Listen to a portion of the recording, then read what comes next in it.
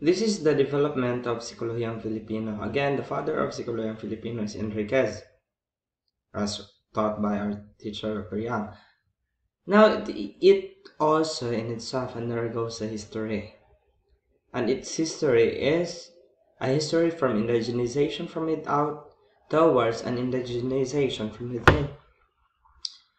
What do you mean by indigenization from without? In the history of Psikolohiyang Filipino, first, the psychologists tended to use foreign concept. For example, gipan-translate nila ang mga words sa mga German psychologists para nga mo'y gamiton sa sa pag-study sa psychology sa mga Pinoy or para itudlo sa mga Pilipino. Ilang gipang-translate ang psychology sa German authors or sa mga American authors, mga psychologists from other countries.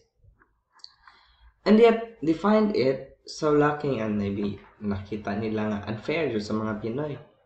Nga gamitan og foreign concept, foreign psychology ang mga Pilipino. So, the movement focused from indigenization from without towards indigenization from within.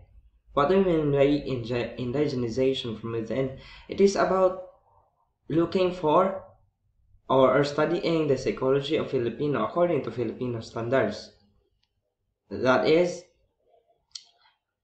okay, it is from applying foreign psychology to Philippine context towards indigenization from within, or that's for Marcelino, which is the author of the text given to us, the PDF given to us. Or according to Enriquez, it is better called cultural revalidation. Kumingan ta cultural revalidation. Syempre, it is about making our cultural, seeing our own culture, seeing again our own culture, its validity and all aspects of it, looking through the eyepiece or looking through our Filipino eyes, seeing our being Filipino through a Filipino eyes. So mao na siya ang movement sa Psikolohiyang Filipino nga sa una kami tag mga psychologists sa ubang mga authors, sa mga foreign authors. Karon, let us, in this movement, we are trying to look at our being Filipino, our psychology as Filipinos, using our Filipino eyes.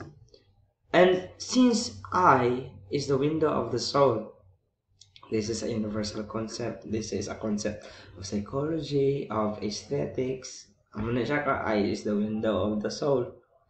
Through a Filipino eye and looking at ourselves, we could see what really keep us alive as Filipinos. So muna siya ang makita na to. Kung gamiton na to ang atong mata isip Pilipino, we look at our situation as Filipinos, makita na to kung what really keep us alive, since a soul is something which keeps alive a human person. Kung walay kalag ng atong nakita nga taong galakaw-lakaw, that is a cadaver already. Di na po na makalakaw kung wala na kalag. That's a cadaver. A human body without a soul is a cadaver. So, makita na to dira nga, using this indigenous psychology that is looking at our own psychology according to a Filipino eye, makita na to unsa man jud pahimo what makes us Filipino, what makes our psychology, Filipino psychology, a Filipino psychology. And something which would not be unfair, something which would not be maybe despairing to look up, since we are not judged according to a different standard.